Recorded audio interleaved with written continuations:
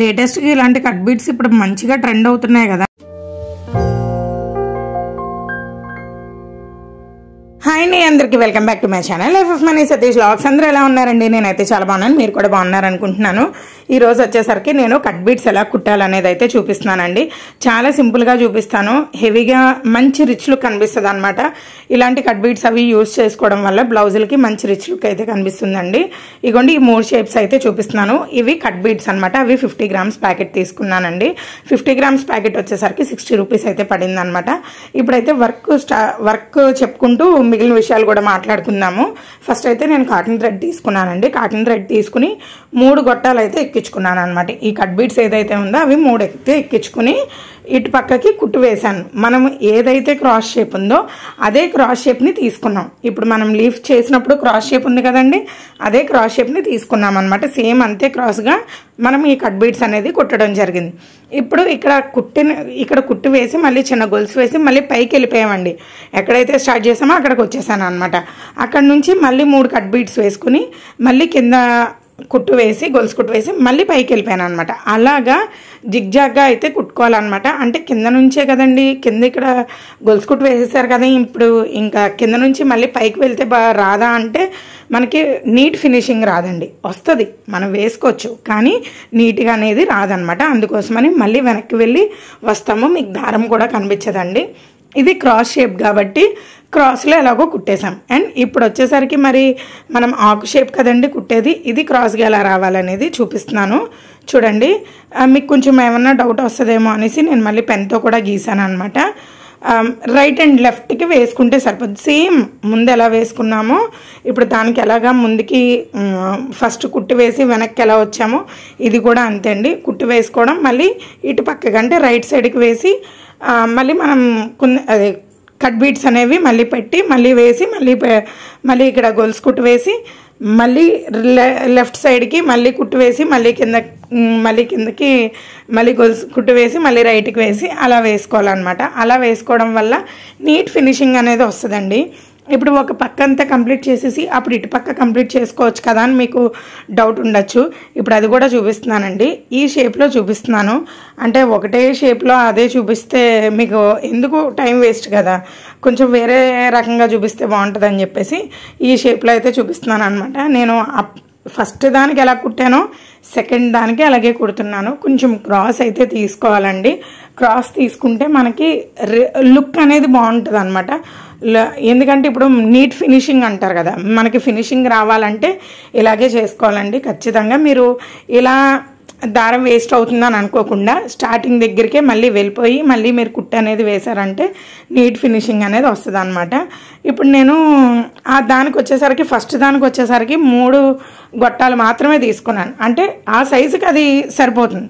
మళ్ళీ లీఫ్కి వచ్చేసరికి నేను 4 గొట్టాలు తీసుకున్నాను. అంటే 4 కట్ బీట్స్ అనేది తీసుకున్నాను. ఈ సైజుకి ఇది ఇలా సరిపోతుంది. ఇప్పుడు నేను ఇది చూసారా, ఈ లీఫ్కి ఒక్కొక్కసారి 3 తీసుకున్నాను, ఒకసారి 4 తీసుకున్నాను, ఒకసారి 5 తీసుకున్నాను. ఎందుకు తీసుకున్నాను అంటే మనకి షేప్ని బట్టి మనం బీడ్స్ అనేవి యూజ్ చేసుకోవాలన్నమాట. అంటే మీరు 4 తీసుకున్నారు కదండి, మేము 4 తీసుకుంటామంటే కుదరదు. మీరు వేసుకునే డిజైన్ బట్టి, మీరు వేసుకునే సైజుని బట్టి తీసుకుంటే సరిపోతుంది. ఏంటి మీకు అర్థమైందని అనుకుంటున్నాను. మీరు ఇంటి దగ్గర ట్రై చేసినప్పుడు కూడా చిన్నవే ట్రై చేయండి, పెద్దవి ఏమీ ట్రై చేయని అవసరం లేదు. కొంచెం కట్ బీట్స్తో ఏంటంటే కొత్తగా నేర్చుకునే వాళ్ళకి దారం తెగుతూ ఉంటుందండి. మీకు అలవాటు అయిపోయే కొద్దీ మీరేం టెన్షన్ తీసుకోవద్దు. అలవాటు అయ్యే కొద్దీ అంటే మీరు లాగడం తేడా అవుతుందన్నమాట. కొత్తగా నేర్చుకునే వాళ్ళు ఈ కట్ బీట్స్ కదండి కొంచెం త్వరగా తెగుతూ ఉంటాయి. మీరు జాగ్రత్తగా చూసుకుని వర్క్ చేసుకుంటే సరిపోతుంది. అంటే దారం తెగిపోతుందండి ఏం చేయాలని అడుగుతారు కదా, చెప్పే బాధ్యత నాకు ఉంది కాబట్టి మీరు అంటే నేను చూడండి నీడిల్ కూడా ఎలా పెడుతున్నాను అనేది. ఇప్పటి వరకు కూడా నాకు ఒక్కసారి కూడా దారం తెగలేదండి. నేను కూడా కింద కూడా నేను ఎక్కడ దేనికి దానికి ముడి వేసేస్తున్నాను కాబట్టి మళ్ళీ అదే దారాన్ని తీసుకొని వచ్చి నేను స్టార్ట్ చేసేసుకుంటున్నాను. మళ్ళీ దాన్ని కట్ చేసి మళ్ళీ ముడి వేసి అయితే చేయలేదన్నమాట. ఇంకా కంటిన్యూ చేసేస్తున్నాను అనమాట మొత్తం అంతా కూడా. మీకు లీవ్స్ ఈ డిజైన్స్ అన్నీ కూడా ఎలా ఉన్నాయి అనేది నాకు ఖచ్చితంగా కామెంట్ చేసి అయితే చెప్పండి. కొత్తగా చూసే వాళ్ళు అయితే మాత్రం ఖచ్చితంగా సబ్స్క్రైబ్ చేసుకోండి. అండ్ ఈ లీఫ్ కూడా కంప్లీట్ అయిపోయిందండి. చూడండి, నేను ఒక్కొక్కసారి 6 కట్ బీడ్స్ కూడా వేశాను.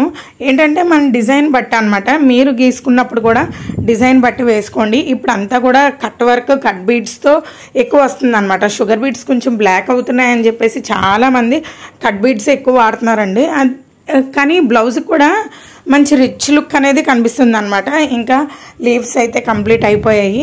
దీని అవుట్లైన్ కూడా వేసాక ఎలా ఉందనేది మీరే చెప్పండి. అవుట్లైన్ వేసాక లుక్ అనేది నాకు చాలా బాగా నచ్చింది. అంటే వీడియోలో ఎలా ఉందో నాకు తెలియదు, కానీ నాకు డైరెక్ట్గా అయితే చాలా నీట్గా అయితే కనిపించింది అనమాట. మ్యాక్సిమం త్వరలోనే నెట్ వర్క్ కూడా చెప్తానండి. ఒకవేళ నిజంగా నా వర్కులు చూసి నేర్చుకుంటే కనుక కంపల్సరీగా ఒక చిన్న 1/2 మీటర్ అయినా సరే ఒక నెట్ ఫ్యాబ్రిక్ అనేది తీసుకొచ్చుకోండి. నేను నెట్ మీద వర్క్ ఎలా చేయాలనేది కూడా నేను మీకు చూపిస్తాను. అండ్ మీకు ఇప్పుడు ఈ లీవ్స్ ఉన్నాయి కదండి, మనం ఇప్పుడు ఈ 2 లీవ్స్ చేసాం కదా, ఈ 2 లీవ్స్ పార్టీషన్గా తెలియాలి అని అనుకుంటే కనుక లాంగ్ లవంగం నాట్ కూడా వేసుకోవచ్చండి. లేదంటే కనుక దర్దోజీ పెట్టుకోవచ్చు. అలా అంటే పార్టీషన్ అనమాట, విడదీసి కనిపించాలి మనకు, అది ఒక లీఫ్ లాగా కనిపించాలి అనుకుంటే అలా కూడా చేసుకోవచ్చు. ఇంకా నాకు కరెంట్ ఒకటి లేదు, అది కూడా పెట్టి చూపిద్దాం అనుకున్నాను. నాకు కరెంట్ లేక ఇంకా టైం అయిపోతుందని చెప్పేసి పోస్ట్ చేసేస్తున్నాను అనమాట.